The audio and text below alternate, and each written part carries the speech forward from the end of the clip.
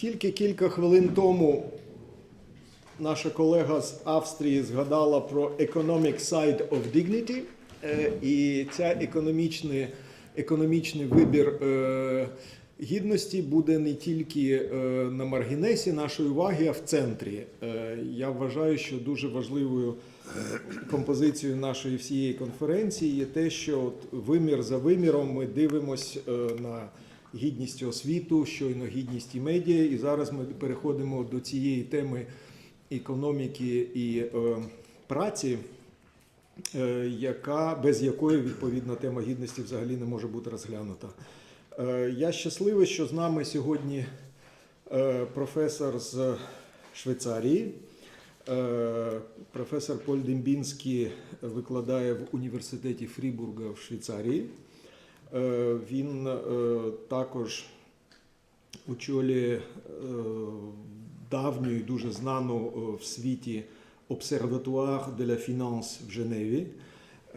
Він є президентом соціально-економічної платформи, вона є доступною в інтернеті «Dignité et développement» – «Гідність і розвиток».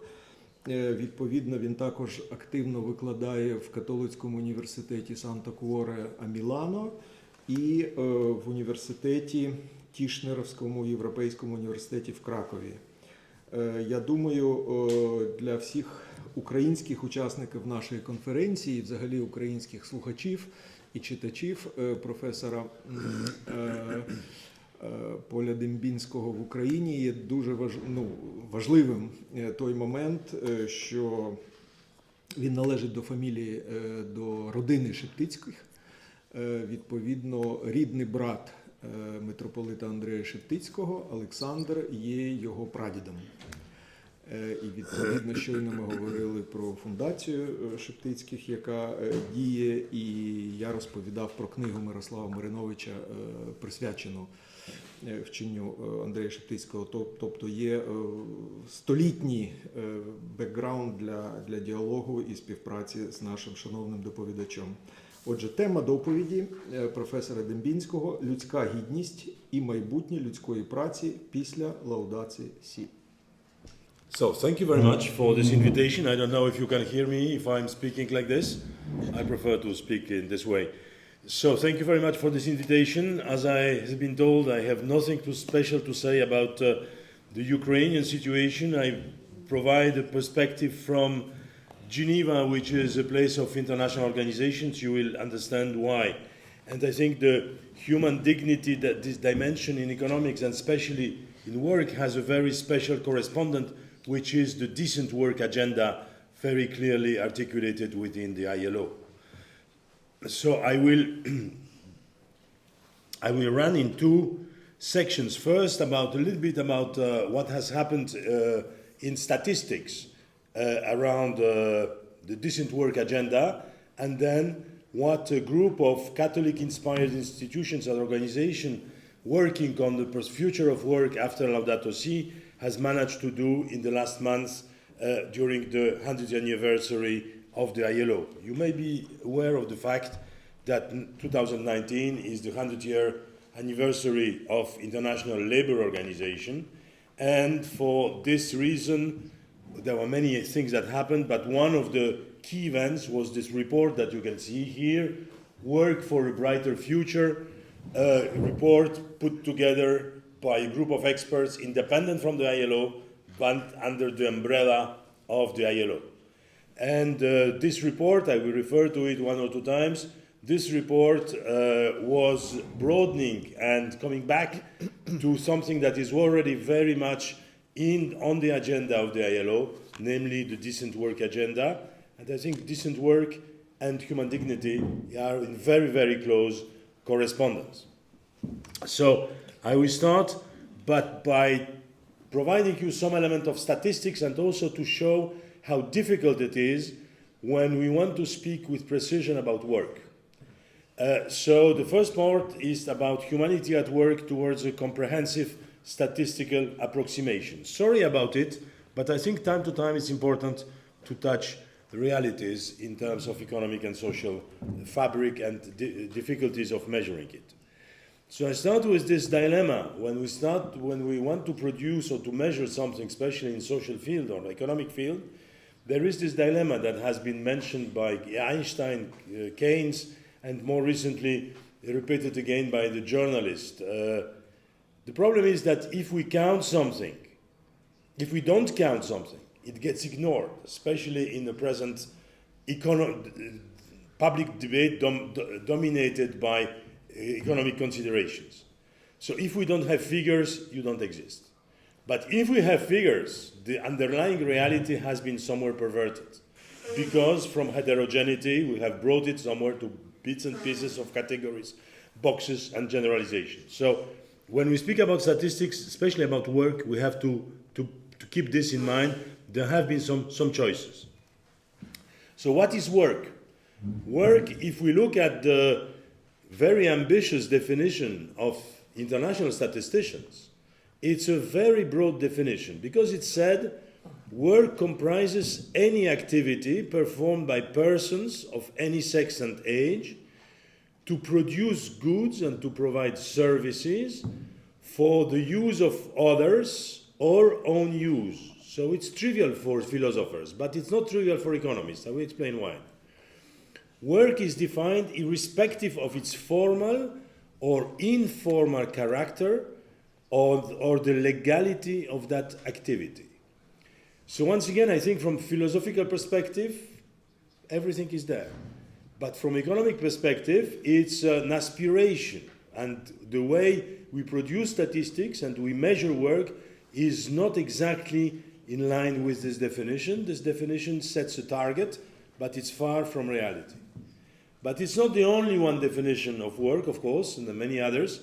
And the Christian social doctrine, especially here the compendium of the social doctrine of the Catholic Church, provides another definition of work. Work represents a fundamental dimension of human existence as participation not only in the act of creation, but also in the act of redemption. So between these two definitions, one rather, let's say, terre-à-terre, very, very close to realities, material realities, and the other one closer to spiritual realities, there is this huge area of research and so on. So what is the work? So two definitions, but now what is in the statistics? Work in the statistics is, how it is measured, is very deeply influenced by the labor market perspective, so the economist perspective on work. And we narrow from this broad definition that we have seen before, we narrow to a situation when there is a remuneration. So it's not many things that were in this definition are dropped aside. So work is where there is a remuneration. This remuneration can be either wage or profit, as a case of an enterprises, but the remuneration is important. And for economist perspective, work is non-leisure. So there are two kinds of human activity seen by economists, most of the economists, not all of course, but either you work or you don't work and it's leisure. Huge approximation. We know from our experience that much of our efforts, much of our work, much of our labor takes place in other contexts than the one I mentioned before. It has to do with relationships, it has to do with gift, it has to do with unstructured environments in terms of legal environment, like informality or domestic economy, to which I will revert. So work is not only to torture, in French, in Spanish, in Italian, the word work refers to tripalium, which was a kind of torture. So work is not only torture, but economists tend to stick to this definition or to this vision. So we have to broaden the picture, but before this we have to look what is in the statistics. So here you have the statistics of labor force, which are built based on demography by age categories. And we see that what is in the labor force is the right-hand side of the graph, and there are mainly people between 24 and 64, 25 and 64, and some bits and pieces of older and younger. That's from demographic perspective. But it's not all. The labor statistics try to address three types of context in which work is taking place. On one side, the enterprises, broadly understood, what is called the market units, corporation, quasi-corporation, and so on. On the other side, there's non-market units, so governments, NGOs, etc. And, very important, households. Households that produce goods and services for own use. Very important. If we look at the problems, so the effective implementation of the resolutions I mentioned, the statistical resolutions, collides with the fact that statisticians affect each person to one context.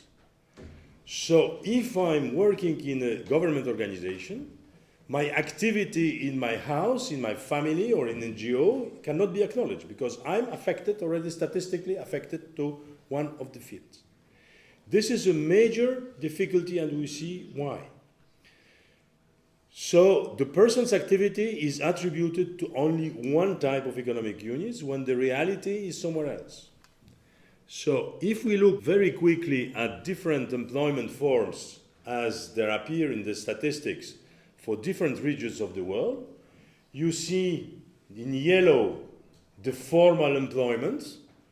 You see in small blue it is the entrepreneurs, and you see the family workers, and you have the own account workers, the self-employed in green. And you see, well, here is the high income on the right-hand side and low income countries on the left-hand side. So there is absolutely no uniformity across the world. And employment, the traditional way of looking at employment, maybe is prevalent in high income countries, but is not at all in low income countries or middle income countries. What is compensated, what compensates for it is the blue and the green, and the blue is family workers, and the yellow and the green is self-employed. So we are outside of the formal work environment, context. There is the issue of informality. The second problem is informality. If we look at the world as such, according to recent ILO study, 60% of work is taking place in informal environment. Whatever this informality means, it's, looking at this figure, it's much more than just lack of something. It's not an exception. It's the rule. It's the majority of work that is taking place in informality. And I think this is very important for thinking about decent work, about human dignity, and so on. So I will skip this. And I think the third problem, which is very important, is that the domestic sphere, the domestic economy, is not properly recorded in the statistics because, as I mentioned before, I'm attributed to one category, and what I'm doing outside of this category disappears, and we all have life outside. Even if we have an employment relation, we have all life outside and a lot of activities outside.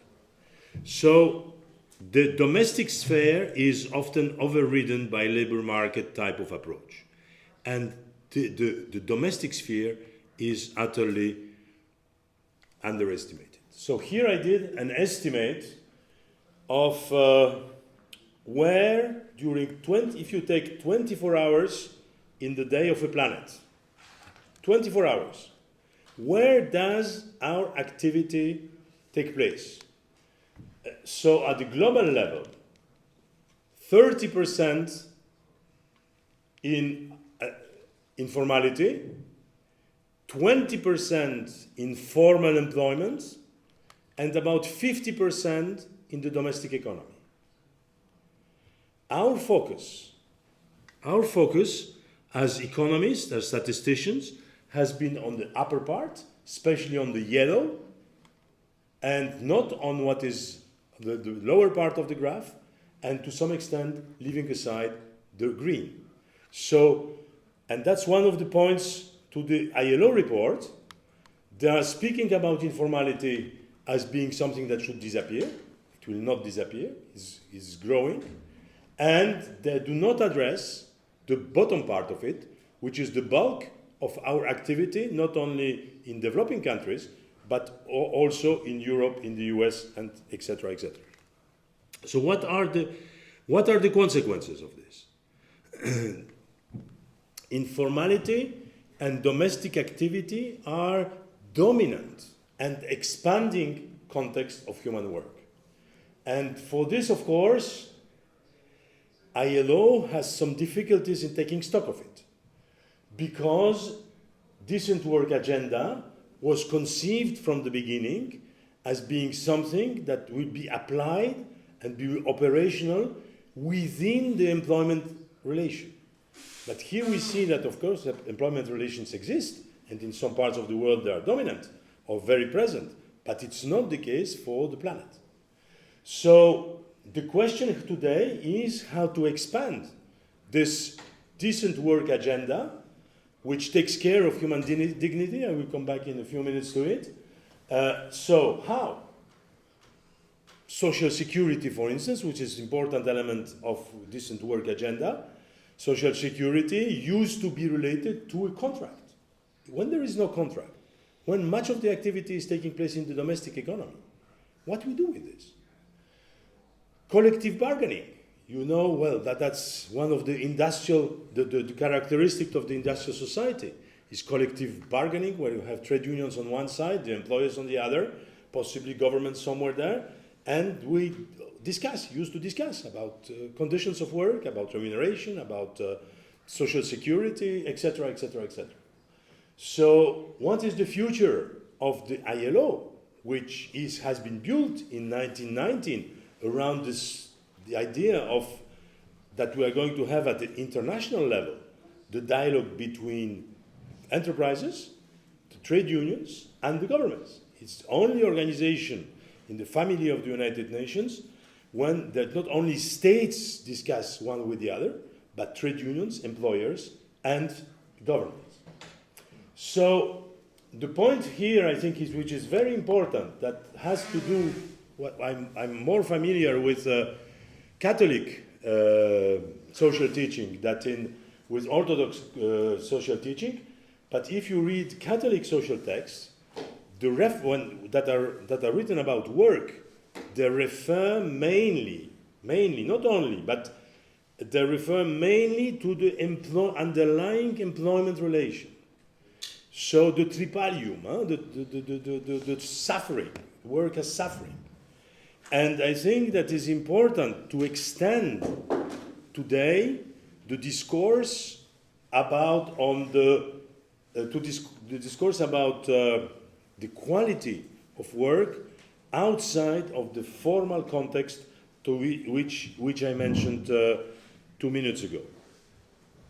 So what we tried to do with a group of Jesuit-inspired institutions, you know that Jesuits have a link to the ILO because from the very beginning, and there is a group of close to Jesuit organizations that have been working on a proposal to extend the decent work agenda in some directions, but especially taking stock of what is in the recent or the last encyclical of Francis, social encyclical, which is Laudato Si. So you see some of these organizations here, coming from Latin America, from the US, from Canada, from Italy, from France, the employers, Christian Employers Organization, UNIAPAC, and so on, and our small Observatoire de la Finance, which is also to some extent part of this effort. So what was the starting point of the short document that is available online? I think the starting point was to say, yes, work has 4 dimensions of reality, and we have to address work across and take into account work in this broad perspective that I mentioned before, not only in employment, but in informality, in domestic work, where is the majority of our efforts at humanity. And we have to take into account simultaneously the social reality through work as a cooperation with others, common projects to move things ahead, be it in NGO, be it in informality, or be it in a family. Of course, work has a dimension of creating value, recorded in GDP statistics and so on and so on. So there is an economic reality that cannot be ignored, but it's not all. Very strongly emphasized by the Laudato Si encyclical, the ecological dimension. Work as any human activity affects, impacts, and modifies nature. That was one of the new elements brought on the agenda also on the decent work. And of course, it has a spiritual reality that, in Catholic perspective, often called the subjective reality, that is the personal sanctification, development, accomplishment, and so on and so on. So we cannot speak about decent work, we cannot speak about human dignity in work, or at work, if we don't address or keep in mind these four dimensions that cannot be separated. They're just this one reality with capital figures, capital letters. So the effort of this group was to propose a short text of 4 or 5 pages that was presented at the ILO 100th anniversary conference in June, which is not a revolutionary piece, but it took a lot of time to the small group to put it together. So there are 9 propositions, and these propositions run as follows. So first, decent work, so it's called proposal to extend decent work agenda and address the current global crisis. I leave aside the question of global crisis. You know, the key statement of Laudato Si is to say that we don't have an ecological crisis and a social crisis. We have one crisis with at least these 2 fronts, these 2 elements that are very closely and intimately interlinked. So the global crisis in the meaning of Laudato Si.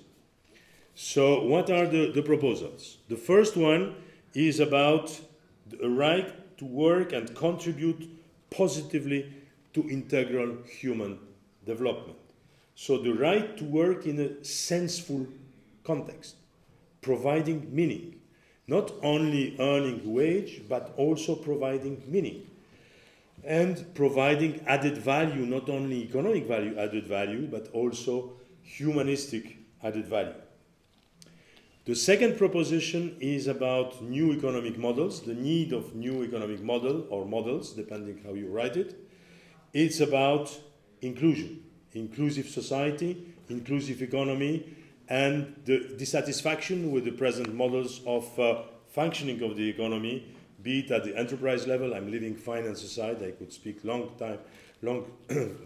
about finance, but dissatisfaction of how operate present enterprises, and of course the concern for this informality, especially the self-employed, which we see and appear not only in the developing countries, but also in where we thought that employment will be prevailing, employment relation will be prevailing. We see through Uberization and fragmentation of labor market more and more of this instability and self-employed people around. In terms of statistics, it becomes an important category. The third proposal is about integrating the ecological dimension into the decent work agenda. It should be done at 3 levels. The macro level, it's about regulations, of course, but at meso level, so it means at the level of enterprises, organizations, and so on, the care and the concern for the environment should be part of the decent work agenda and should be explicitly there. And of course, at the micro, at the level of our behaviors, it is evident that it should be there and it should be part of everyday concern about our activities. The fourth proposal is going exactly in the direction of what the report of the ILO was proposing, saying, well, when we don't have any more prevailing employment relations, then probably social protection should be extended to all, independent of the fact if they are in formal labor relations or not, and to their communities. Very important point coming from, number 5, the connection between social justice and peace. And I think this has a meaning in this country. The work is part of peace building process. We cannot see peace as somewhere there. Work is somebody said it at the end of the previous session. It's very important to build peace, and build peace is a work, and of course peace generates work, and there is a need for work to establish peace. So social justice, peace and work go hand in hand, and this has to be supported. This in our group, it came very, very forcefully from Latin American perspective. Saying, well, often we speak about peace, we speak about social justice, but we forget that there is work in the middle. The sixth point is about the attention to migrants, people that are left aside, that come to countries where they do not have roots, where they bring the new skills, where they bring also new aspirations, and they have or tend to have a positive impact on the hosting societies. So we should not forget about this and look and think about work also for this part of the population. So the seventh proposition is about business contribution and especially the care by the enterprises, by the employers, the formal employers, to keep the competences of the labor force at the level that they could find another job, speaking about formal jobs, employability, the term that is often used in the OECD pros and so on. And the two last points are related to the role of the ILO. ILO is under pressure because the reality of work is not where they were expecting it to be 50 years ago, and not to speak about 100 years ago.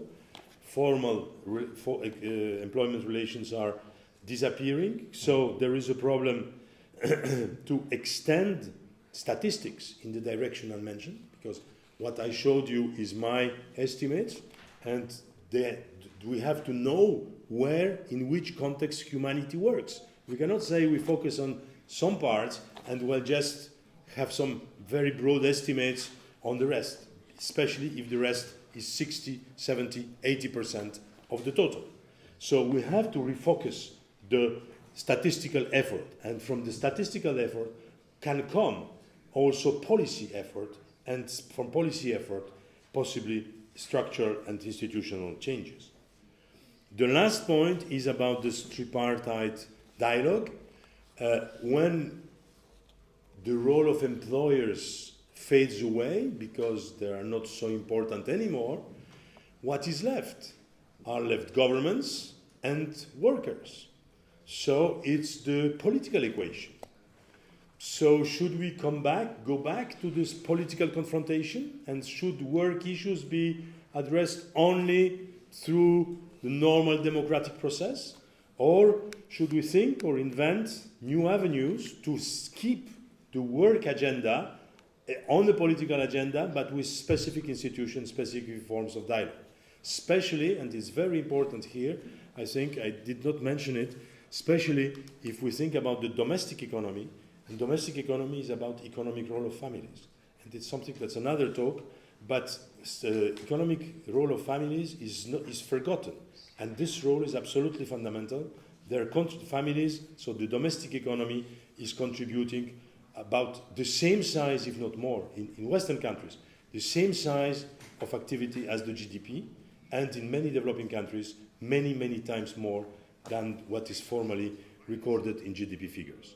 So I think there is a lot of work to be performed when we stress a relationship between human dignity, which is the key word of this meeting, and decent work agenda, which is the key word from the work and ILO perspective agenda. Thank you very much.